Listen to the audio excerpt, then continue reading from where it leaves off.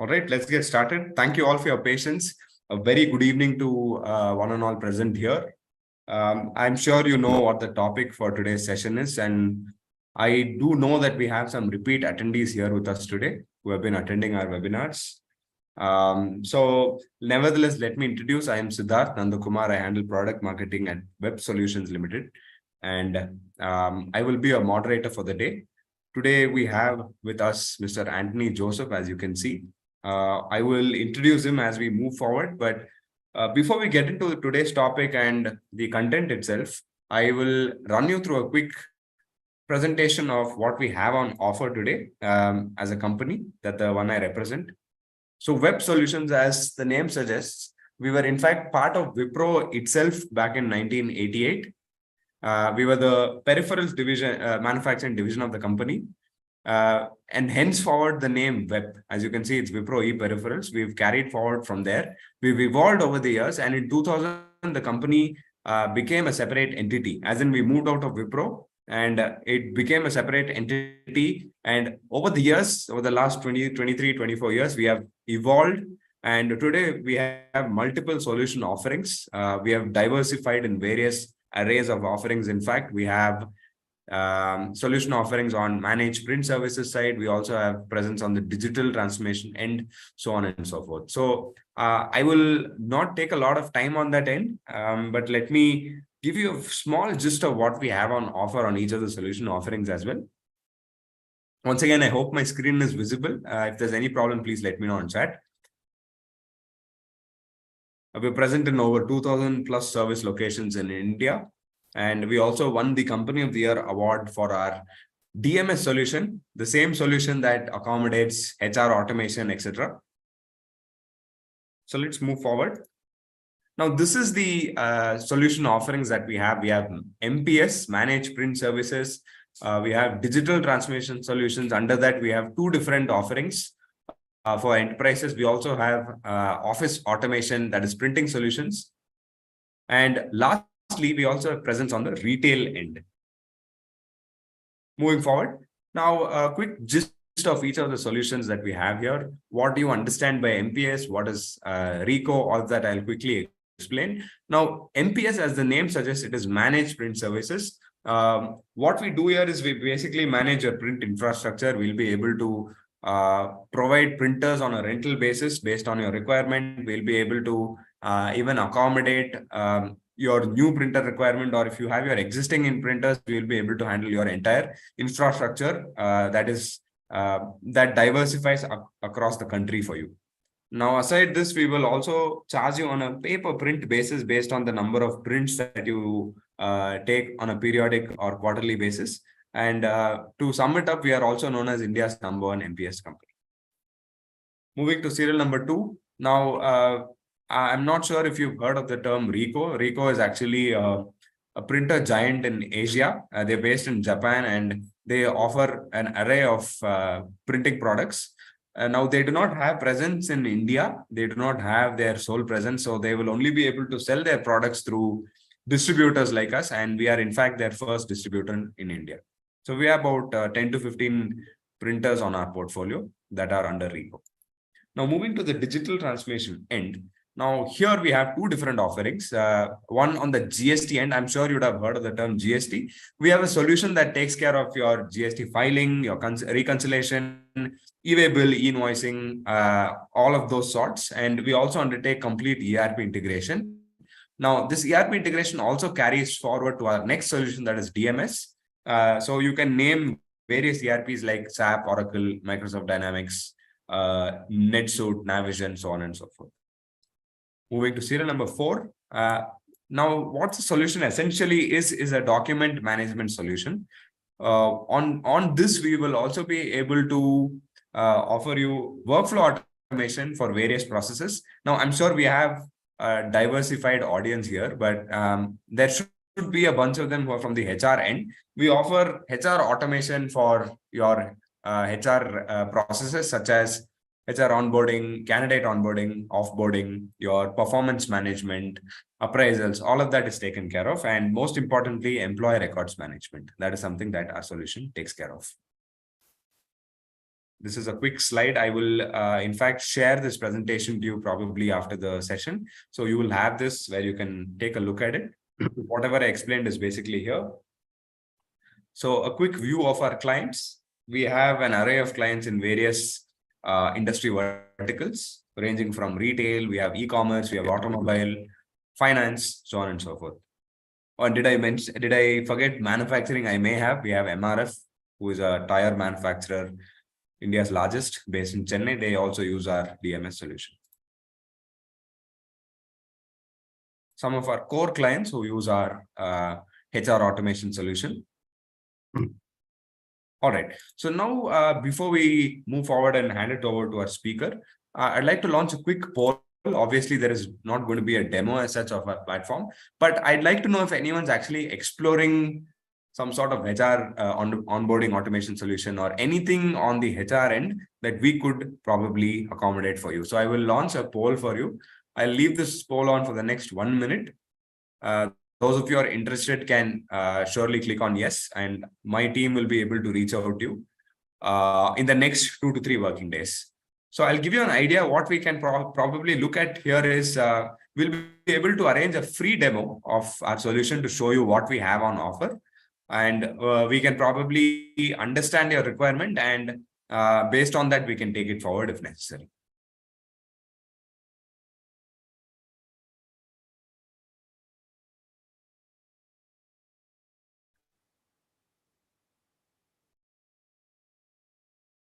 All right, great. Good to see some responses here. I will end the poll here. All right. Thank you all for your inputs. So let's move forward. Without any further ado, I'd like to introduce our speaker for the day, Mr. Anthony Joseph, who's a HR expert and board member with experience extending across various domains over the years. Mr. Anthony has worked in manufacturing, unionized and non-unionized environments, both labor-intensive and highly automated. He has also contributed to the IT services in HR, ITES, and consulting. Mr. Anthony has been a part of executive and leadership teams and has corporate expertise extending to HR, business, and strategic functions. Now, on a lighter side to him, he's also an avid sports fan across multiple outdoor sports, football, and athletics on the highest level of his interest. Now, I'd like to talk about something inspiring about Mr. Anthony. I think some of them who have already attended his webinar would obviously know. He's also an active runner. He has done the TCS Bangalore 10K run close to 10 times, sir. You can correct me if I'm wrong. He has also completed the pre-COVID 100K cross-terrain walkathon. And I think his recent run, at least from what I know, was 11th of December, which was a 10K marathon. It is an absolute pleasure to have you here with us today, sir. I'm sure the audience is looking forward to directly hearing from you. Over to you, sir. Thank you. Thank you, Siddharth, and thank you to WEP Solutions. Because without that and without a sponsor, we wouldn't be able to have this. Also, thanks very much to every participant, because without participants, you would have an empty hall. So thank you very much. Also, right time to celebrate and commemorate a great achievement by the country 24 hours ago on the landing of the Chandrayaan-3. So I think a time for everyone to celebrate and be proud of our country, our nation, and its achievements. So a big shout out to all our scientists and ISRO and everybody that has helped, both from the scientific as well as administrative, political fields, to get us there. So a big congratulations to everyone. Absolutely. Yes, Siddharth, you did mention about the 10K. So actually, I've done 2 runs after December. Oh, okay, okay. One in March, which was the Kanyathon in Electronic City. Oh, very nice. And of course, there was another one which was in December of the latest one was May of 23. Right, the TCS 10K. So I've done the TCS 10K 11 times. Wow, okay. And that is really inspiring. So that's fun. Nice. And people may see the name of my firm after retirement, which I set up, ASJ 10-10 solutions. So there are two reasons. There are actually three, but I'll just talk about two of them. ASJ happens to be the initials of myself and my wife, and J is our family name. So that's easy. 10-10s comes from, or the inspiration comes from the 10Ks that I run. It helps me to prepare, it helps me to keep fit, to keep active, and to keep sane, and it's a big motivator. And thinking deeper, it also refers to life as a stage that we pass through. And we do have significant influence on what we can do. And looking back, therefore, after I've become a senior citizen, there's a little more wisdom. And my philosophy will be, life is 10 years at a time. So 0 to 10, 10 to 20, and so on. And taking and living 10 years at a time. But what we do in the previous 10 years has an impact on what we do in the following 10. So there's a history behind that, but the 10K certainly has been an inspiration to that. Okay, let's move on and get straight into the subject. Sure. So I did see a question, which is, what is fluid strategies? And I'll answer that while Siddharth is getting to the next slide and getting to what we need to do next. But fluid means the world is fluid and it's ever changing. And how do we keep our strategies flexible enough? So fluid is not intended to mean no strategy and just take things as they come. It doesn't mean that. It means having a strategy, but having flexibility enough so that you can respond to and change as and when required. You can continue to do what you're doing despite changes. That again becomes a conscious thought. But all these decisions to either stay the course or to change is divided by planned preparation rather than doing something that is knee-jerk. So to the person who asked the question on fluid strategies, this is what it means.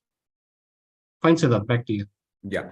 You know that there's a poll also, right? So do you want me to launch that after the next slide or prior to that? Just go with your plan and I'll follow. Okay. All right.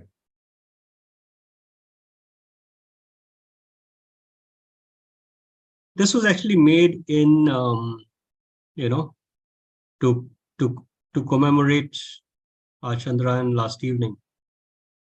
So we would have seen the employee life cycle represented in many forms, but we decided to do it in a circular. We would have preferred an elliptical, but this doesn't allow a 3D dimension.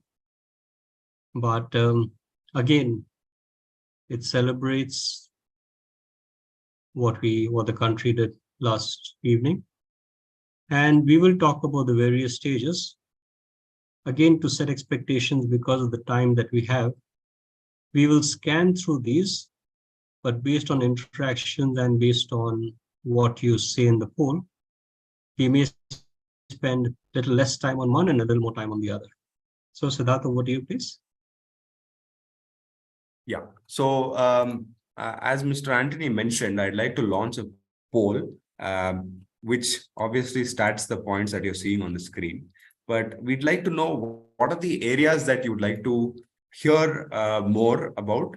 So I would like to mention that this poll is actually multiple choice, which means you can select more than one. Okay. But let me keep it a little simpler for you guys. I'd like to know which are the top 3 that you would prioritize. So you can select any of the 3 from the 6, choose any 3 that you'd like, and based on the weightage of the options that we have here, we'll prioritize based on that.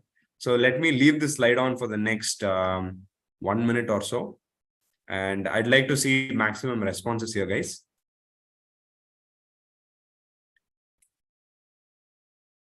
We also have a couple more engaging polls that will happen during the session. So would like to see maximum participation on this end.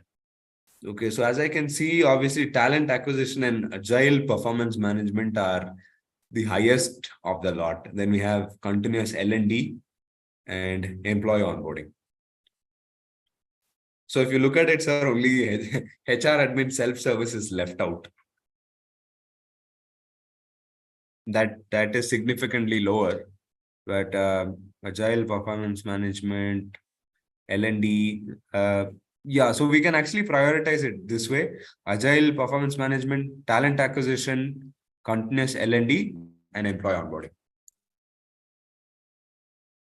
That could be the order. Fine, we will go through that and I'll spend time accordingly. So Yeah. then we'll follow the sequence so that we don't have to keep shifting slides. All right. Okay, great. Thank you for the inputs. Okay, so I'll move to the next slide. Yes, please. Okay, so let me drop down the first. We have talent acquisition. I'll get all the points over here so that you can go ahead and explain them. Yeah, over to you, sir.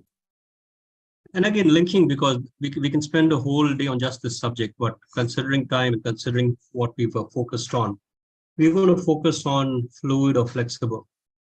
And we did see, even in the chat, references to what happens in a hybrid model. And HR or talent acquisition becomes a recipient of the business plans and becomes, therefore, a recipient of the workforce planning. And in order to make it flexible, companies have changed from annual plans to still having annual plans, but having annual plans which are rolling. And specific to talent acquisition, you have rolling quarterly, monthly, and weekly plans. And therefore, you keep making adjustments accordingly. But not just for talent acquisition, for any change, there's a lot of focus given on what will be changing. I think it's crucial to start any change or any bit of flexibility by defining what will remain fixed. So adaptive workforce planning includes a defined time period when things don't change, which means you say, just like Amitabh Bachchan says on Kaun Banega Crorepati, he says, lock kiya jaye. So you lock forecasts. And some companies do it for 1 week, some people do it for 2 weeks, some do it for 3 months, depending on the time cycle that you have for your talent requirements. But adaptive workforce planning includes what is locked and therefore what is flexible and what keeps changing. Because unless you lock something, it moves from being flexible to being chaotic. What has changed also has been the multi-channel sourcing. And there's a whole range. So one is not going to go and call these out, but they include physical, they include talking to people, they include having your viewership based on channels that people are going to read or are going to look at. And they've ranged from LinkedIn, newspaper ads, ads that keep popping up. And there are places where people have even done a few shots in cinema halls. You can do a few shots on LED screens, sponsoring places which people look at. So there's a whole chain that's available. And I'm going to get through each of them, but again, getting back to the reach, which is outreach, which is both electronic as well as in person.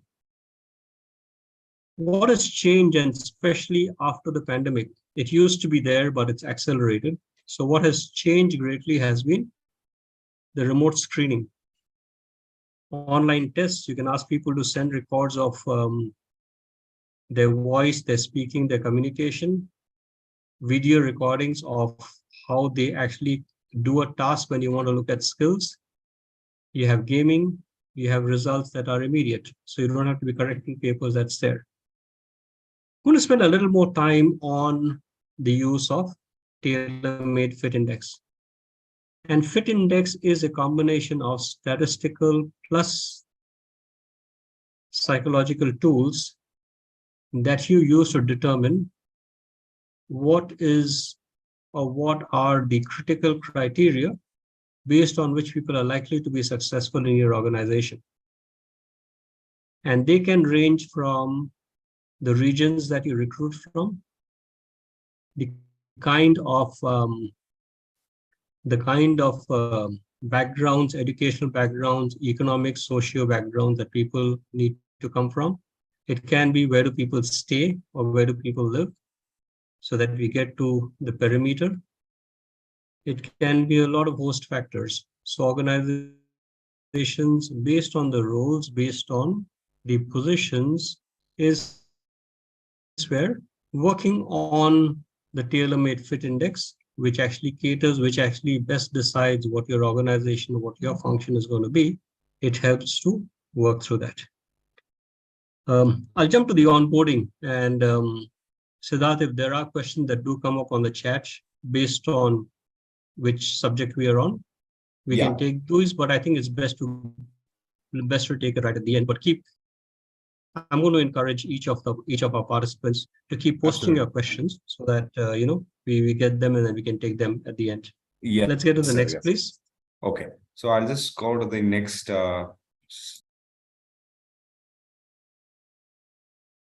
have onboarding.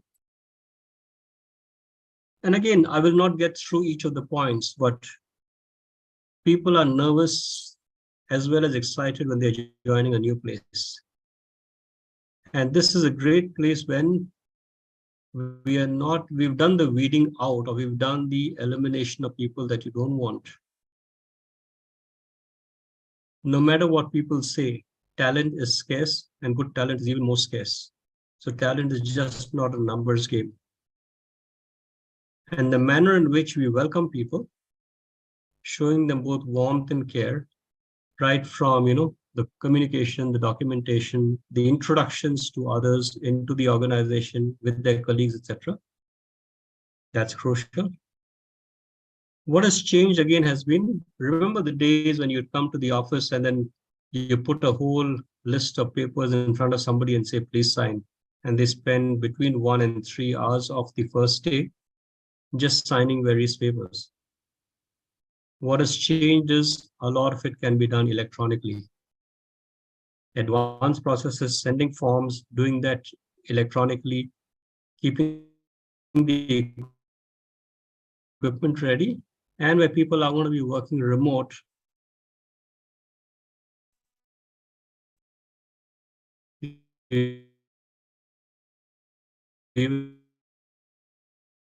ship need to be ready to start work. The first day when people join on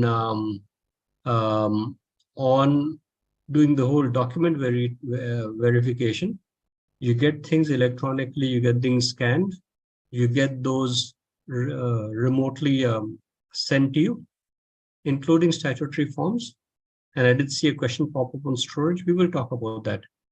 But electronic storage is a place. Everybody talks about the cloud, so we don't have to make it that complex. Siddharth in his introduction did refer to the document management systems. There are people who've actually specialized in document management.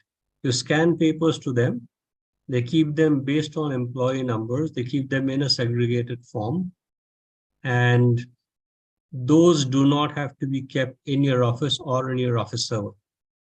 So you save storage, you save storage space, you don't lower the speed of your server, and especially in high volume, high attrition organizations, for every one person on board, you have 3 people that have left the organization. I think it becomes very crucial there. In addition to storing documents electronically, they also have developed capability to store them physically, and we can't again sort out everything on this call, but I would urge you, and if you still have queries, if you route them through Siddharth, then you'll find a way to give you references as to where you can find out more details. And linked to the storage is also the retrieval. Yeah, linked to the storage is also the retrieval. The number of times, and I'm also guilty of that, but also very experienced in that, in the number of times we keep looking for papers that we have misplaced. Okay. And you normally start making photocopies one after the other because you can't find the one that you've been looking for. So pre-boarding, document verification, digital storage have again become very interrelated, and there are service providers that work on that.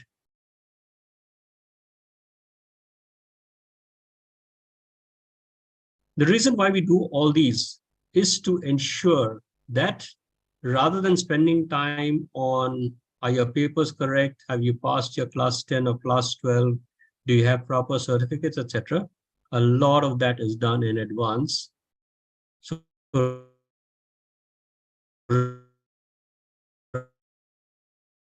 rather than making your onboarding a very onto, a lot of that can be verified in advance or while in process. And we spend a lot more time in engaging with people, telling them about the organization. So if you had a 2-day orientation program and assume that people were spending 4 hours on the first day on documentation, okay, that's a lot of time that is lost and frustration. If you do a lot of these in advance, the 4 hours may be 1 hour. It gives you 3 more hours to engage with employees, to talk more about the organization, to talk more and to engage with them a lot more, rather than people sitting around, and especially for people who are at the entry level and their first time jobs, they don't know what a provident fund or a gratuity or a medical form looks like, you know, and helping them work through that versus just saying fill it in and call me when you want. I think there's a big change in the mindset and the approach that we can do, which leads to not a document verification exercise, and people are fearful as to what fault will the company find with me. Two, it becomes feeling part of, being welcome into the home versus being So I'll take a pause there. If there are questions on this and you can post on the chat, we will take that later. But Siddharth, we're ready to move to the next, please. So there is actually one. I noticed Ms. Fatima mentioning saying engagement versus policing. Can you elaborate on that end? I just talked about that. So Okay. All right. And so Dhananjay, I think I can. so Fatima can please confirm if she heard that.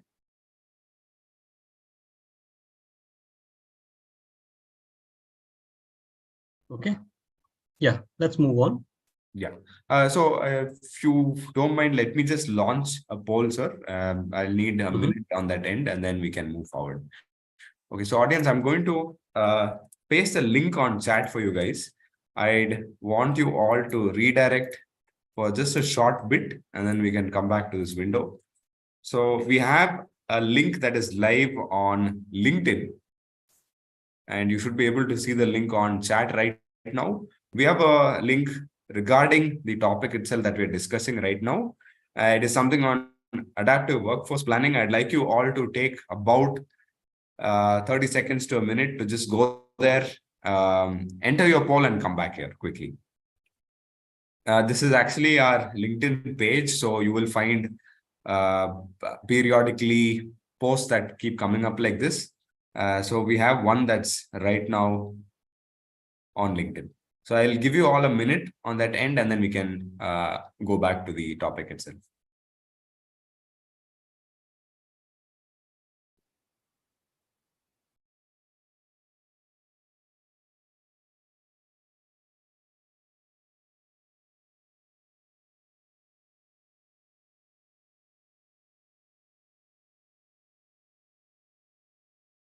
Okay, interesting. I already have 7 votes on that end. Okay, not bad. So those of you who are not able to see it, let me just read it out anyway. So which factor do you find most challenging when adapting your workforce planning strategies? So the options here are rapid market shifts. We have challenging technological landscape. Then we have skill gaps. And the last option is others. So the others are basically for mentioning in comments.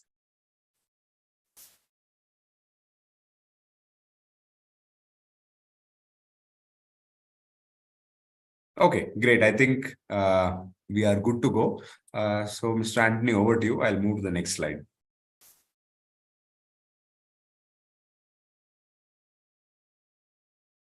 Again, I'll reference these because this wasn't on the highest priority, Right. but the big part is let automation take care of a lot of our statutory and paperwork. And all these are necessary. So when we talk about HR administration, without them, things do not happen. So they are necessary. Are they the most efficient way to work through that? All I'm saying is the automation can help improve that. And a lot of organizations do, and I've been part of that also, where people start questioning as to what will it cost me and will it repay? I can tell you that every company that goes through automation has that debate. And after it is done, you realize the benefit of speed, the benefit of accuracy, and lower dependence on individuals. But you can see right from your leave to being inside and taking care of your day-to-day working, that's there. I'm going to spend a little more time on the rethink of and rework policies. Again, I saw a message on the chat. Hybrid working is here to stay. Flexi time is here to stay. And companies and HR organizations that build policies around that, it doesn't mean you can work from home 5 days a week. It used to be that during the COVID because that was imposed on us, but anywhere from 2 or 3 and in a planned manner, that is here to stay, and organizations will find ways to work through that. Similarly with hot seating. Hot seating means each of us had dedicated seats. The moment you get onto flexi working hybrid, the seats get shared.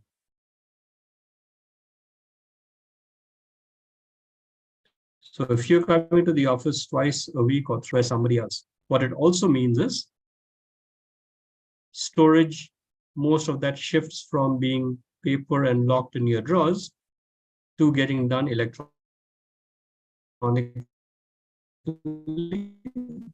And storage space is sort of redesigned to make sure that, they kept away or aside, easily accessible, but not necessarily part of the seating. Another thing that's going to have an impact is the increased sabbaticals, which means it doesn't mean you get extra leave. People may want to take an extended sabbatical and come back. There are organizations that have implemented that. There are organizations that will still start. I'm not going to encourage debate on it happens in services that can't happen in manufacturing, etc. They may not be the same, but it is feasible everywhere. Your ratios could differ. Your thought process could differ. The acceptance value may be different, but these become industry agnostic over a period of time. They will never be similar, but from organizations that have been 100% everything from home, you will find that except people who have to work on machines which are immovable, you will find many jobs will actually get into a hybrid mode. I'll touch a little on the last one. We've all gone through the phase wherein HR organizations have, and it's become law, looking at creche. And creche really means being able, employees who have young children, to be able to take care of them during their absence. Otherwise, many parents, especially mothers, would take a career break. So the creche has eased that. There have been a lot of and work done on diversity and inclusion. There's been work that has started and it's picking up on mental wellness. A lot more work has been done on physical activities for physical wellness because we tend to have very sedentary lives. And something that will catch on is just like we talked about creche for young kids. Many of us have elderly parents at home whom we need to take care of. And again, it's very common or it's more common for women to take a career break because there are elderly parents to be taken care of home. Similarly, just like we went through crash, you're going to have elders care picking up over the years. And there's a reason why people don't talk about it too much. We think it's a taboo, but more and more parents have started living alone because the children aren't home anymore. They're not in the same city. They may not be in the same country. As a result of which, you still work through programs which ensures that your elders can be taken care of while you're away at work or even relocated to another place. We'll jump to the next, please.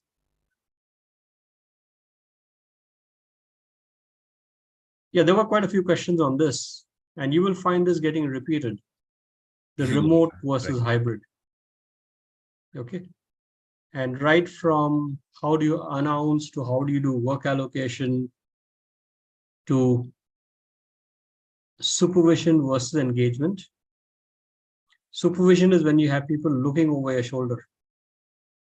Engaging is when, in addition to checking, monitoring work, one is also assisting, one is checking out the whole well-being of the employee, in addition to just work-related. It's a new learning in terms of, and again, I get back to the subject on agile work environments, which are actually leading to agile work practices. How do we have collaboration where people may not meet each other? And a lot of that is done remotely. The challenges on statutory requirements, and they can range from people-related, data-related, to even if you have two of you staying and sharing a room or sharing an apartment, and both of you work in the same industry for two different organizations, how is data protected? How are codes protected? Those are challenges that we need to talk about. At the same time, while these are security measures that organizations could take, people can misunderstand that if it's not communicated well, or if it's not implemented well, it can give in the message of you are getting policed rather than somebody is trusting and watching over you. Okay, so again, it varies. So one part is having automated systems to take care of it. The other part is how do we actually implement these and do that so that people feel that it's done with good intent and done well versus done with only being watched over. There are methods that have been used, putting on cameras, and let's not be shy to admit this. I've been in board meetings and I've been part of the board and I've been responsible to address and report to the board. And in certain meetings which are sensitive, we have to face in a manner that the camera faces the door. And it's all recorded. And it's less to do about distrust. It's a lot to do with confidential information that gets done. So I think people have to grow out of, if I'm being watched or if I'm being tracked, then everything is to be distrusted. The answer is no. There are reasons why we're also responsible to organizations. So am I saying everything should be tracked? The answer is no. Am I saying critical areas need to be tracked? The answer is yes. Am I saying employees need to know what is getting tracked and how do we communicate that properly? Absolutely yes. So we tell employees, these are areas when you're doing this kind of work, we want you in this place, we want you under these areas, and in some other areas, you have your entire freedom. Freedom on the one hand and getting tracked on it and prepare people to be able to deal with such situations, which includes your regular updates, your regular meetings, your regular reviews in terms of monthly, quarterly, and annual as they happen. And we've been very used to receiving feedback face to face. In the hybrid model. That will change, and it's already been changing. So it's a combination of both. If hybrid working makes life easy, it also entails practices which are different from what we've been doing when we are entirely at the workplace. And let's take a different example. For people who have school going children, there is hybrid working that's happening out there. There are calls that happen. There are tracking systems that happen. They've happened 100% during the pandemic. They slowed down now and people wanted to get back to school, but it's a combination of both. It's time we also get used to that, and not just accept it, but probably optimize it, tolerate it, more than tolerate it, welcome it, so that we get the best results of both. I'll get to the next slide, which has two more, and then that will leave us open for questions as to that, please. Yeah. Okay, just one moment. Since we spoke about agile performance, I was just thinking if we should launch a poll, sir, or do you think we should do it after the next slide? I'll leave that to you. Let's go ahead with that. Okay, all right. Okay, so I hope you're able to see this poll. Which aspect of traditional performance management do you believe is in greatest need of improvement?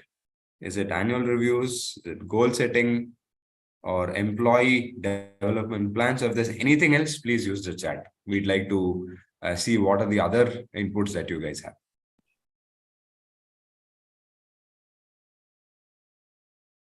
Okay. All right, this is very equal, I'm seeing.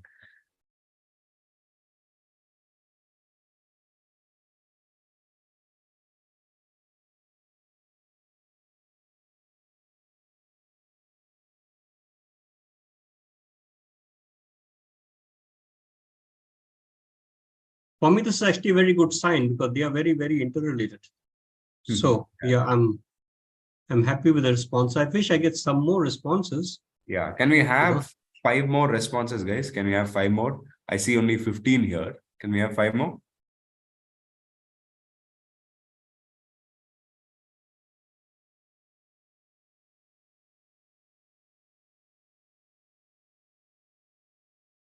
Okay, Ms. Fatima, I don't know if I'll be able to reshare it. I'll have to redo it completely from scratch again. So I am not sure if I'll be able to do that, but yeah. Okay, you know what? Let me end the poll. I'll anyway share the results so that all of you can take a look at this. So as you can see, we have all of them in somewhat in similar ranges: annual reviews, goal setting, and employee development plans. So this is the order that I'm seeing here, from lowest to highest. Okay, all right. So let me stop sharing and we'll go forward. We have continuous learning.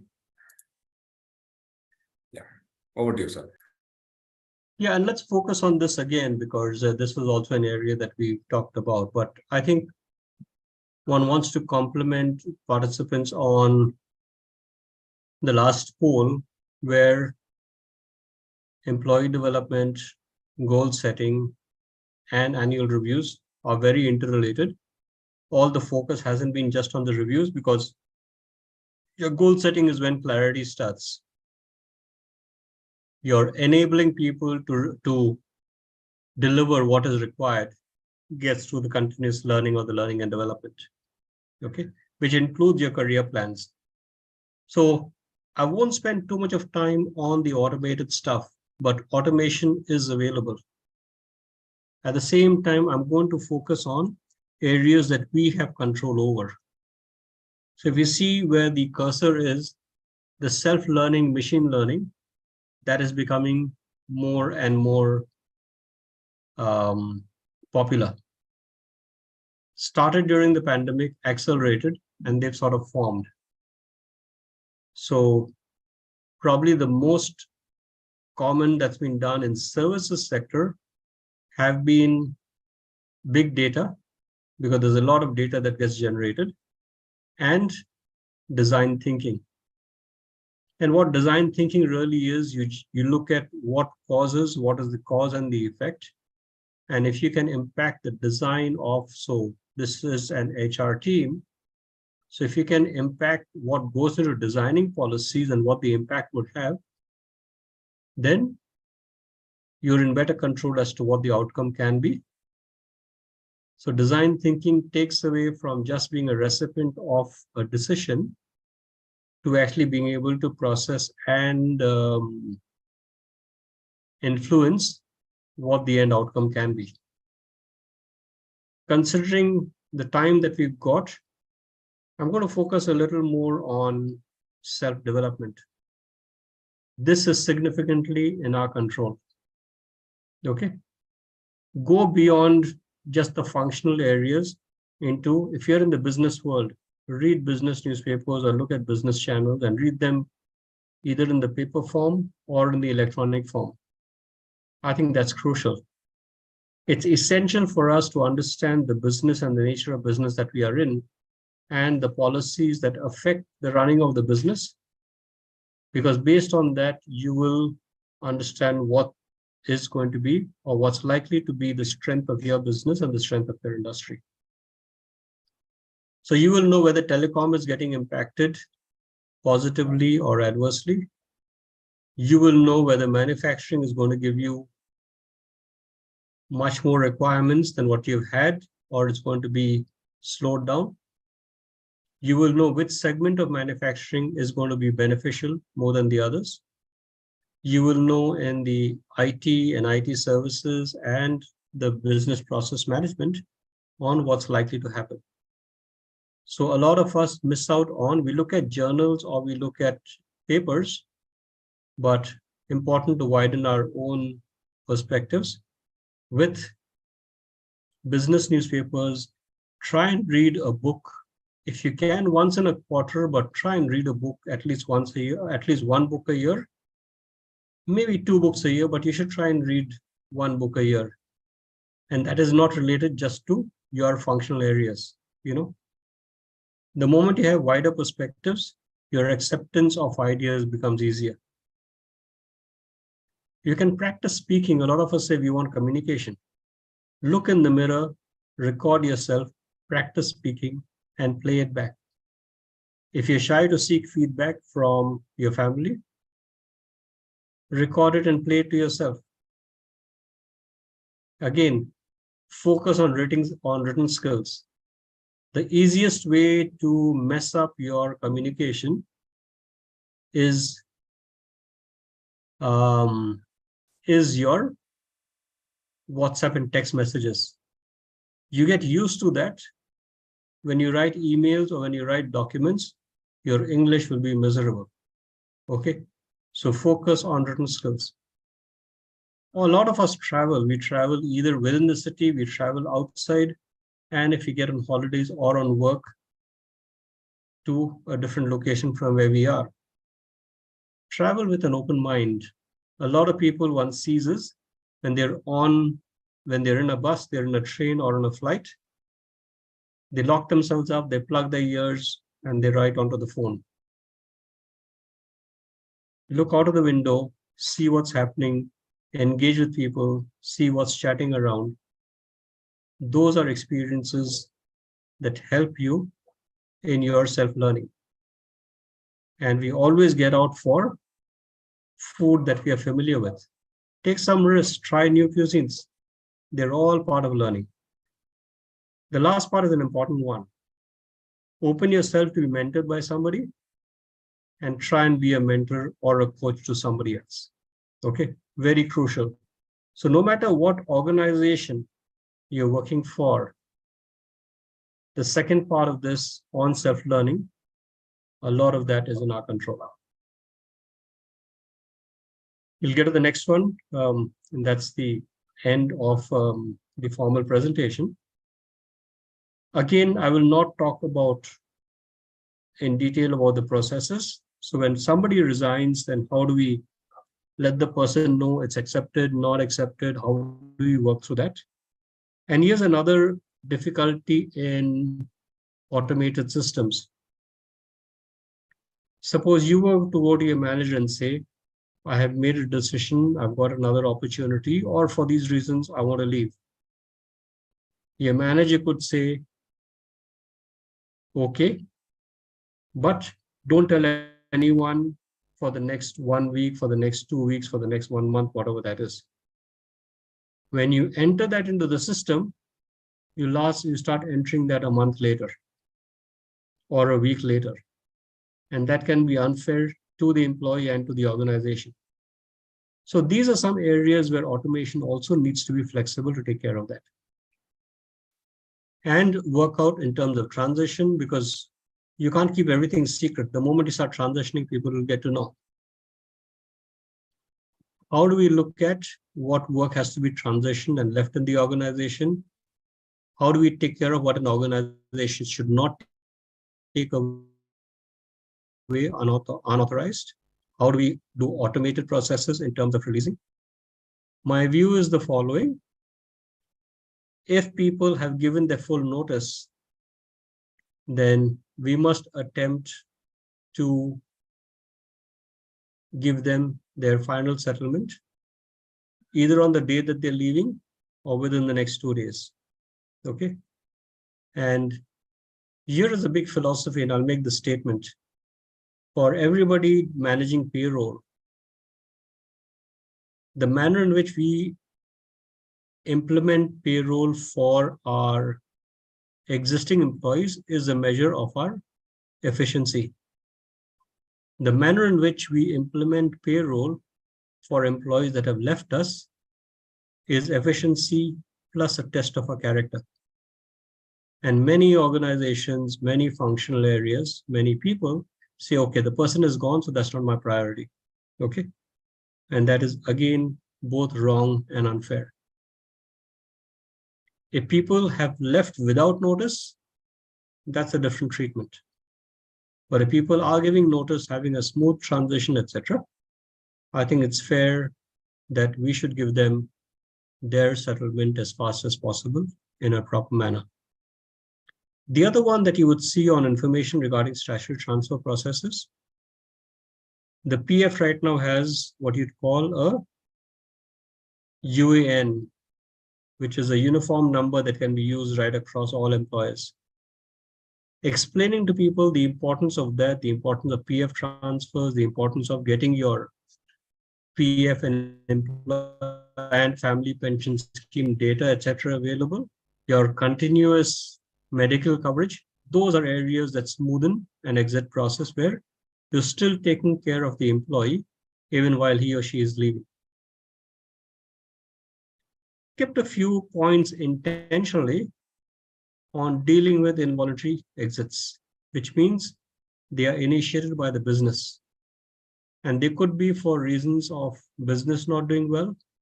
They could be because there's change in ownership and there's been an acquisition. It could be a strategic direction that's changing. It can be performance related. And it can also be due to discipline or something incorrect that the person has done. And here would be a few points. Number one is the decision is made with the head, but implement it kindly, implement it with a heart. It's important to be correct rather than say this is policy and, throwing policy on people's faces. Be accurate with data, but show respect in the manner in which we communicate.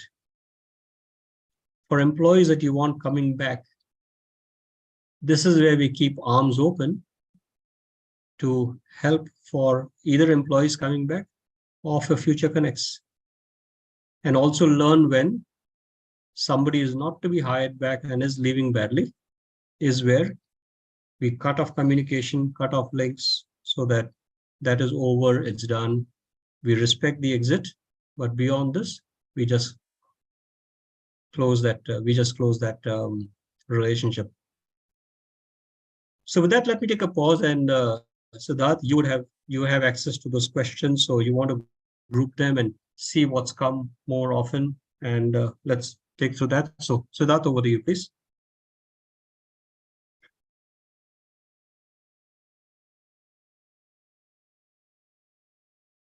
Siddharth, are you there?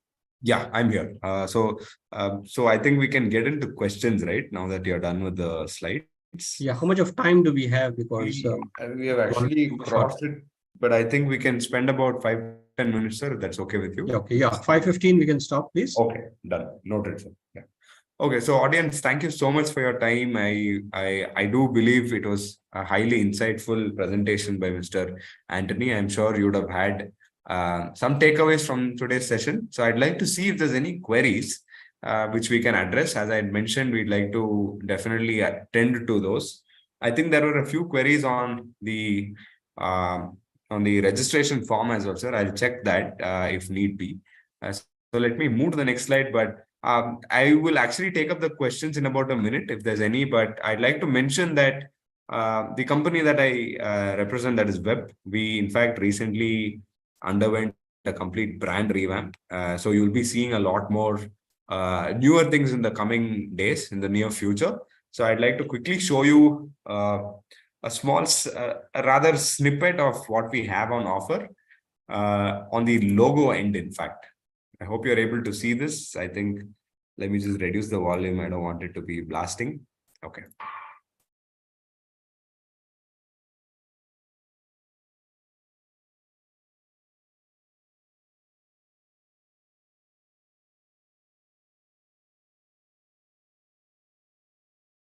All right.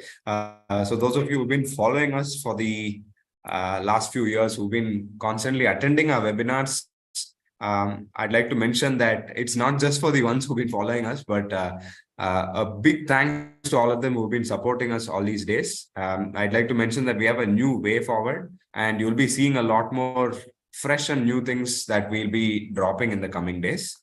So this is just a quick snippet, short preview of our logo, which is part of the whole brand revamp itself. So let me get into the queries itself. I'd like to see if there are any questions, if any, on the chat or Q&A tab. Let me leave the chat open for all of you. Meantime, let me just take a look at the questions on the registration form as well, sir. Just give me a moment.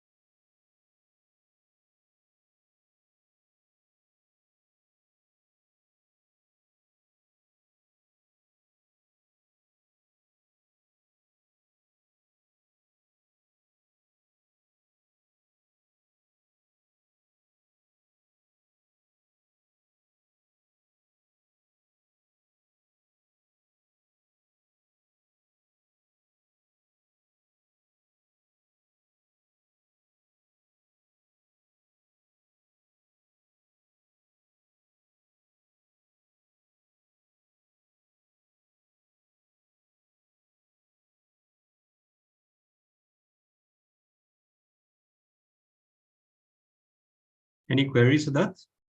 Yeah, so I will just read out some that I found relevant, sir. I was just going through it. How to enforce changes or processes in an organization where the management and employees are very rigid? Say that again. How to enforce the changes or processes in an organization where the management and employees are very rigid.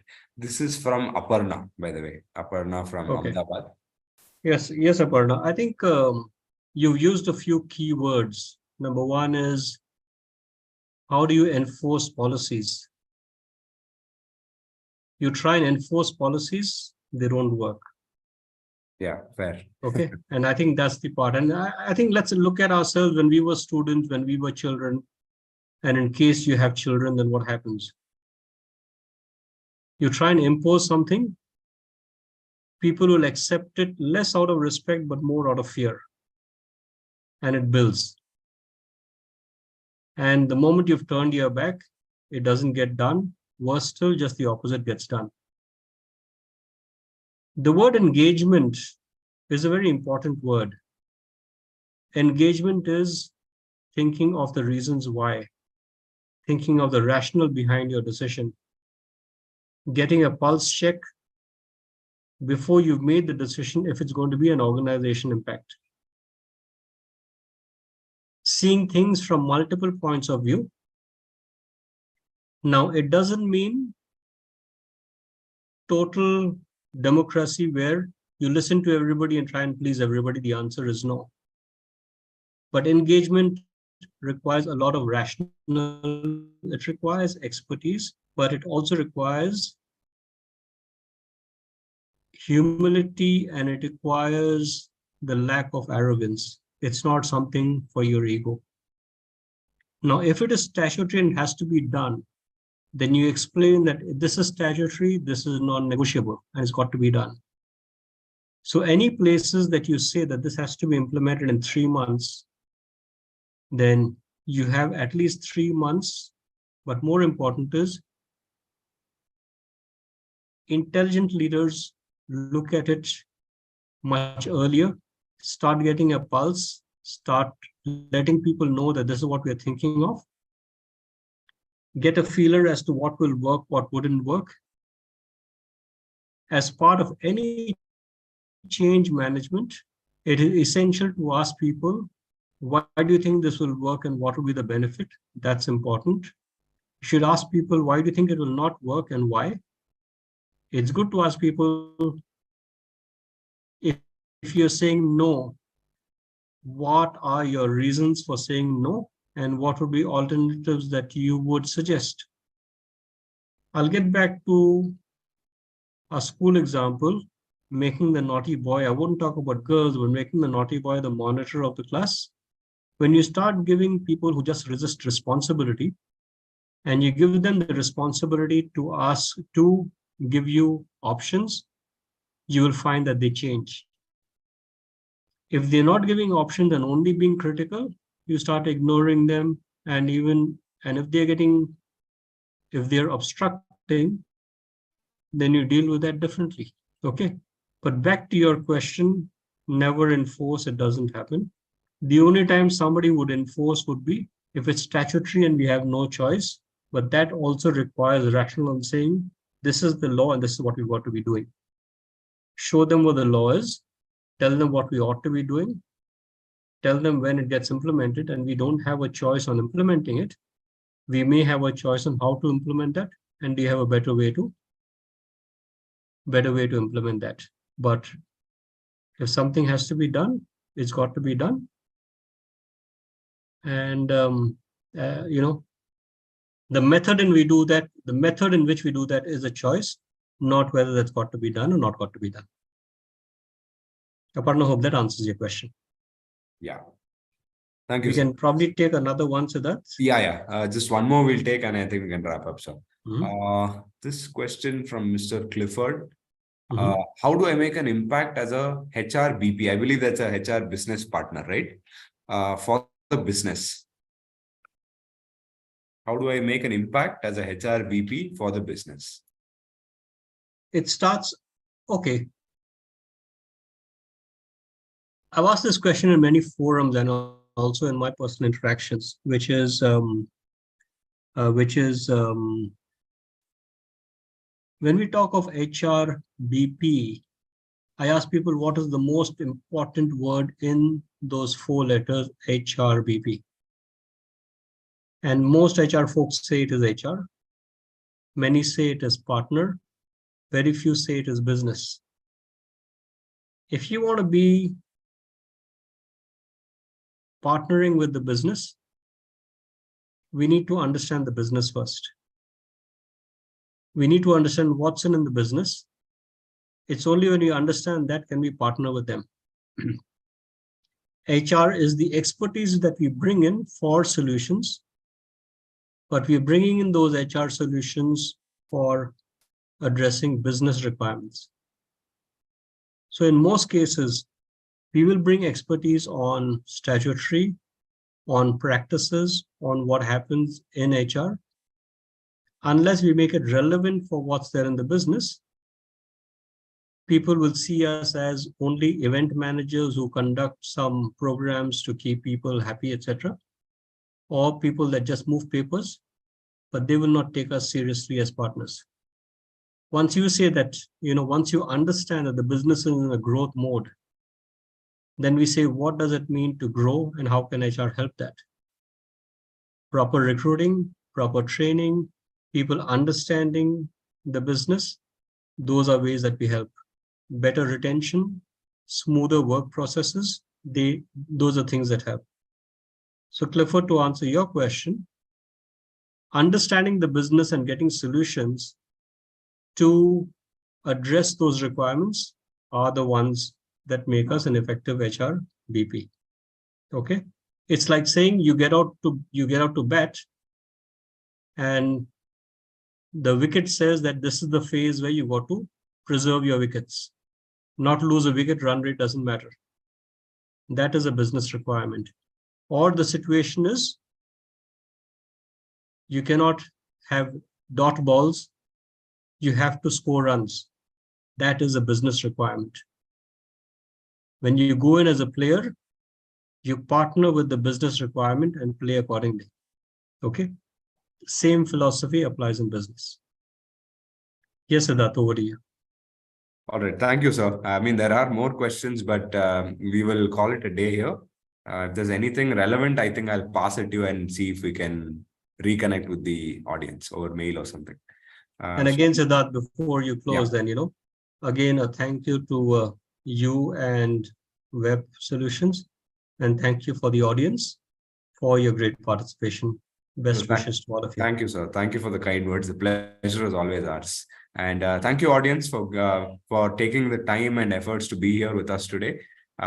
We will catch up with you on yet another session in the coming months, and looking forward to seeing you all. Thank you all, and thank you, Mr. Anthony, for the efforts and time. Surely looking forward to seeing you in the coming months on another webinar. Great. Thank you very much. Bye-bye. Thank you all and have a good day. Bye-bye.